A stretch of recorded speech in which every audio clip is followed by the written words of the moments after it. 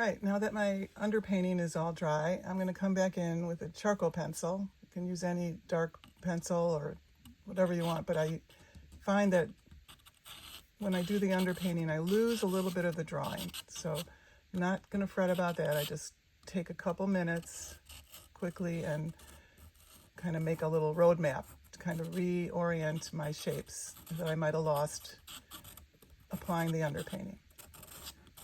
Before I start layering my colors, I just want to make sure I know where I'm going and where everything's going to be living. That's about here, and just a little top of this.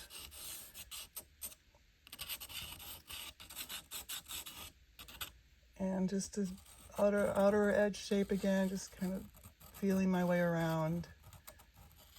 Just making sure I'm happy with the overall composition and shape of this bouquet of flowers.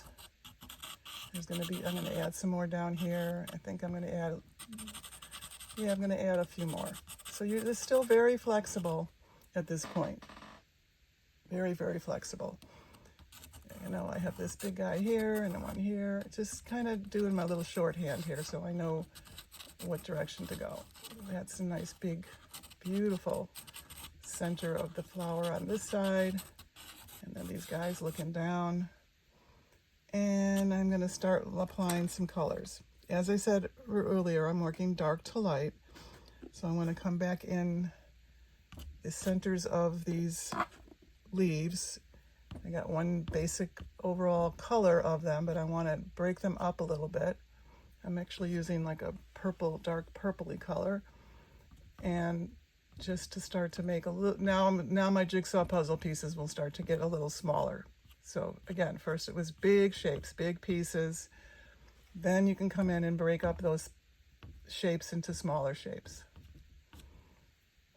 And I'm going to take a really dark, this is black actually. I don't use a lot of black, but I do use black. I just want to get the real nice dark on that bucket. It's got some red tone on it on the side here. And I'm going to come into the center again, the centers of the flowers. I'm using very dark brown again, the one I started with.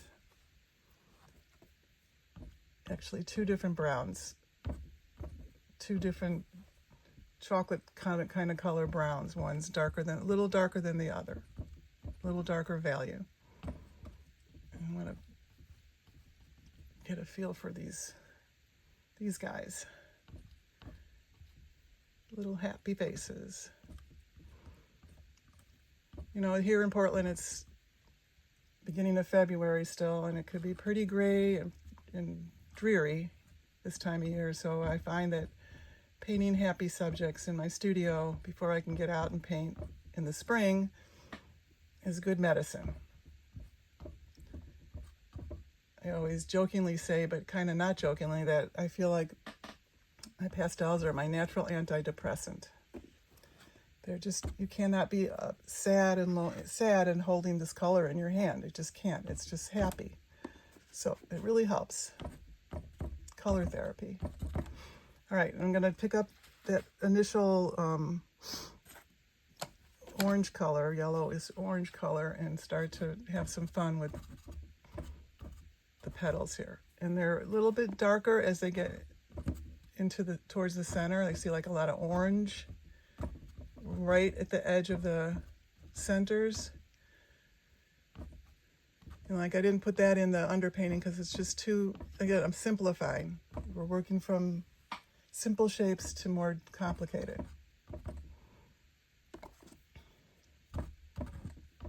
And the petals, the big mistake I see with my students with doing flowers is getting too many individual petals. They're really bulked together a lot. And if you keep that feeling and just indicate a few individual petals, it'll just read better. It's sort of like doing hair, or let's say doing freckles on a little kid. You don't need every freckle in a little child's freckle face. You just need enough. And you don't need every strand of hair on a person to get a full head of hair in your painting. So same idea here. And make sure you have a paper towel because you got to keep these colors clean. I'm just wiping them off is when they get dusty or if they pick up other colors. And that's another good reason I didn't mention before about why I do an underpainting. All these colors, once I apply the alcohol on top of it, it sets them. It kind of doesn't take up the tooth of the paper, and it sets the color, kind of stains the paper more or less, so it gives me extra room to add layers. And that's the whole beauty of this medium, is layering up. And there's different ways I'm going to apply. I'm doing little individual strokes, and I'm doing flat strokes. On a subject like this, you have a lot of fun playtime where you can play around with your marks. Here I'm just pressing it on and twisting it, sort of, if I want to get a little stronger. So there's kind of three colors and values in these petals. I see like that little darker orange, and then I see a yellow orange, and then I actually see some yellow. So there's kind of three happy colors together. So again, I'm looking for the design quality. I want them all to sort of feel like they're kind of connected as well. Create like a flow or like a lyrical sense of design with the color moving.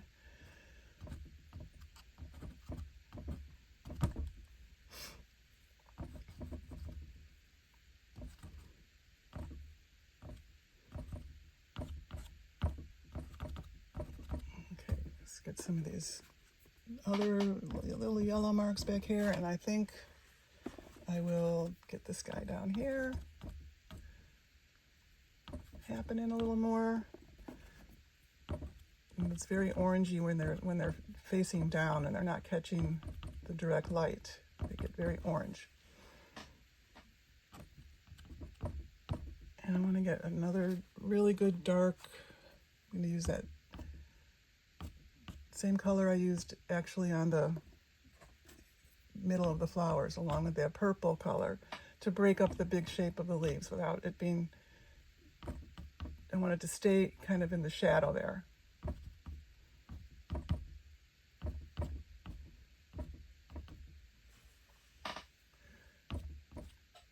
And I have that initial green that I used. Where is it? Here? Yes. Again, shaping the overall feeling of the sunflower leaves.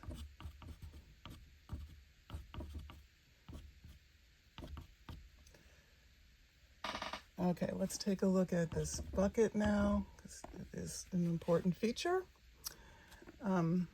Looking for a kind of warmish gray, and I see some of the red that's bouncing up from the container that it's sitting on. That's going to be too strong.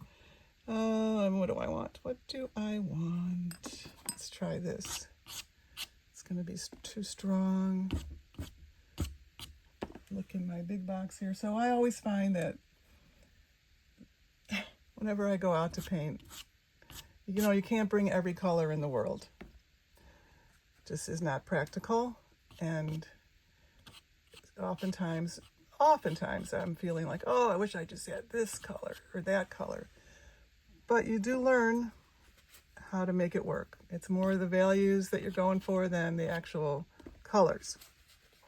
And another thing I do, I take a few pencils out with me. I don't take a lot of pencils outdoors with me, but I do use my pastel pencils for what I call glazing. Like if I want to just make this a little warmer because it's bouncing up from that red, I'm just taking a kind of muted mauve color pencil and really lightly inserting it right over the lovely gray of the shadow. And that will just kind of alter the color ever so slightly towards either warmer or cooler, depending what my goal is. Getting that really lovely light, which is going to be kind of a blue and creamy color combination. And then I do use my fingers, not a whole lot. I'm not an over blender. I like the colors coming through. I don't like to over blend them. getting that, and look at some of that red of the tabletop or the crate, whatever it is.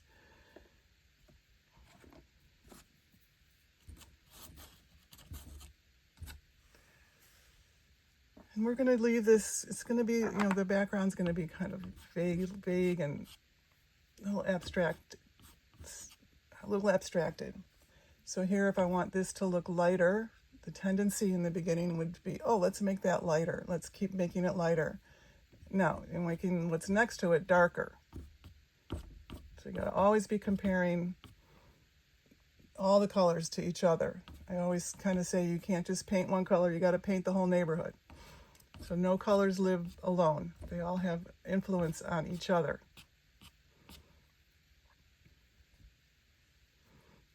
And I want to address the background a little bit. As I said, I want to get some of that feeling of a building there, but just kind of very vague.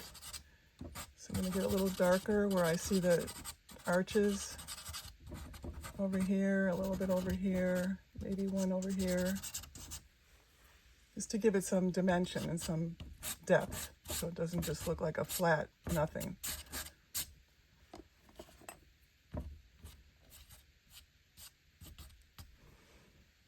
And again, if I want that orangey color to kind of pop more back here, I can just a little bit darken what's next to it rather than try to oversaturate the color of the light.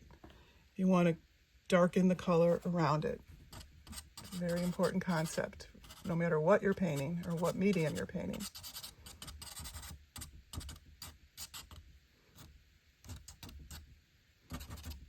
So I'm working with hard and soft pastels. People ask me a lot, like, when do you use the hard, when do you use the soft? It's sort of like if you were painting. I don't know if you guys are oil painters or acrylic painters, but you would start with very thin paint, with a lot of mineral spirits mixed in, or water if it's acrylic.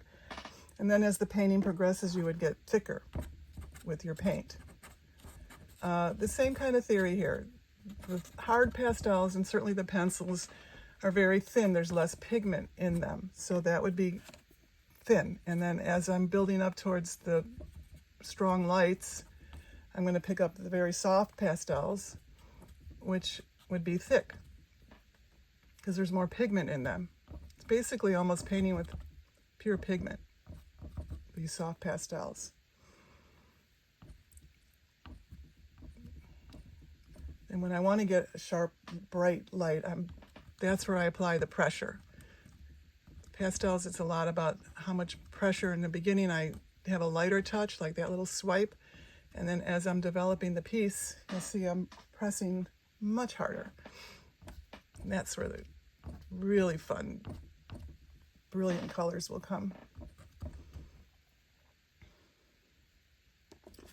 And I get some of this lovely red.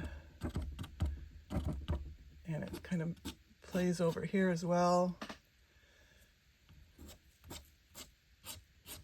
So I want to make it look like they're kind of crates, but not so defined. So it doesn't look like it's a floating bucket. It looks like it's sitting on something. I think we'll get a little darker under here. I'm squinting to kind of just pull out big shapes here. Again, just come right in here. I want to get a little accent of darker next to that bucket.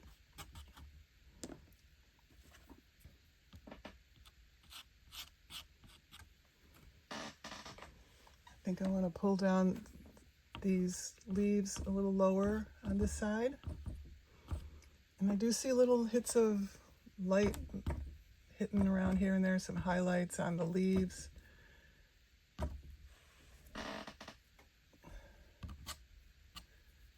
Don't want to overdo it, but it kind of has a playfulness to it. Same one over here, some little hits.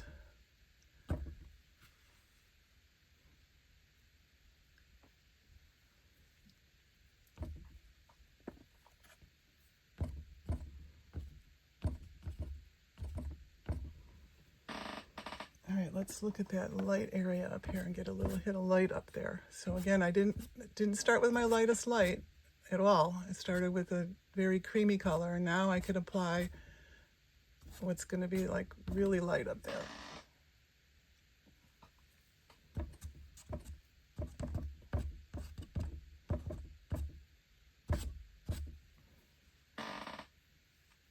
All right.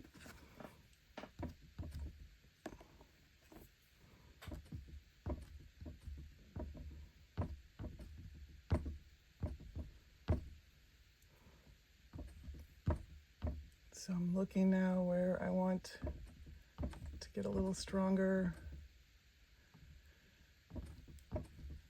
pattern of this. I'm looking here, here, here, and down here, and over here, and up in here. So I'm looking for the rhythm and the pattern of the dark centers. I'm always looking around to see what connects and what flows, pulls your eye, moves you around. It's like a dance.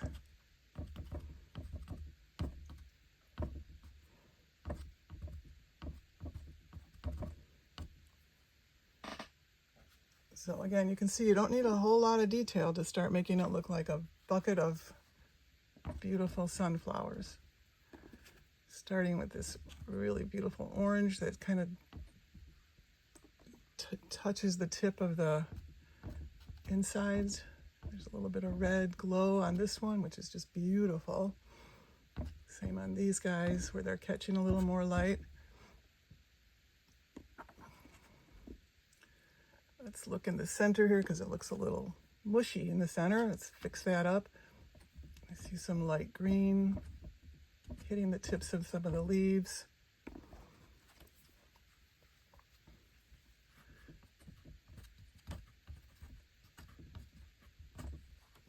It's probably one of my most requested subjects.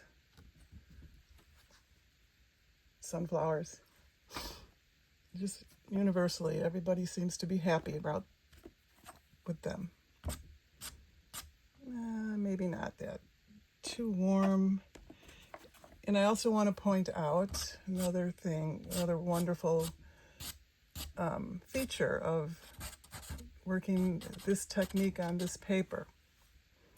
Maybe we're going to make that a little lighter. If you start working and it's building up too much pastel and you're not thrilled with it, or it's starting to fill up the tooth of the paper,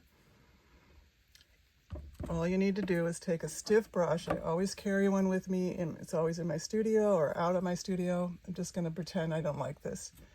And just brush it down. It gets you back. It doesn't take you back to the color of the paper or the underpainting, but it does take you back to having more tooth to rebuild. Okay, so it should give you a little more sense of freedom and ability to play with your colors and play with it, because it's not the last thing. I mean, it could always change it. It's very changeable. It's a very great medium for learning color for beginners. I actually started painting in oils when I was first learning, and then I went into watercolors, and the last thing I went into was pastel. And I probably would have reversed the order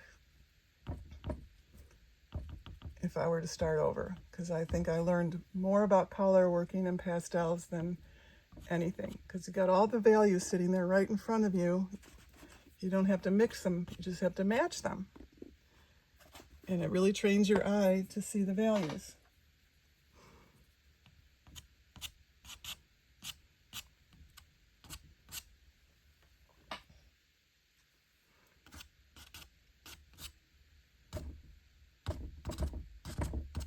Again, I'm squinting really hard at my photo, so I'm not over getting too much detail.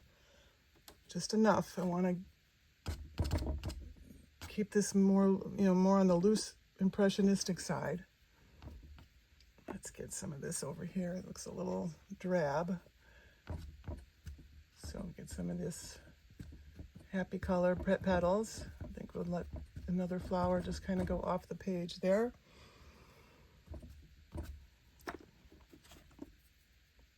Again, some of these orange petals over here are reflecting light up from the red crates too, so it's kind of influencing the color a little more than it might have if it's sitting on something else.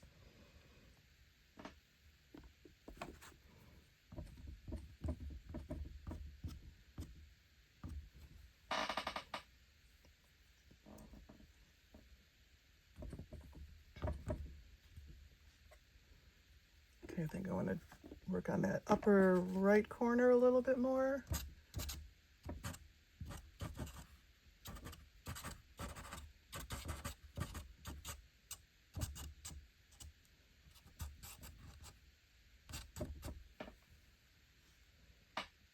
Again, just kind of making it background more like an out of focus,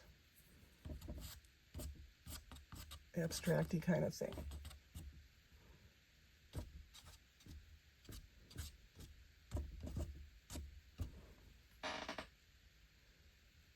Okay, we're going to take a little break and I'll come back and work on some more of it and get it finished.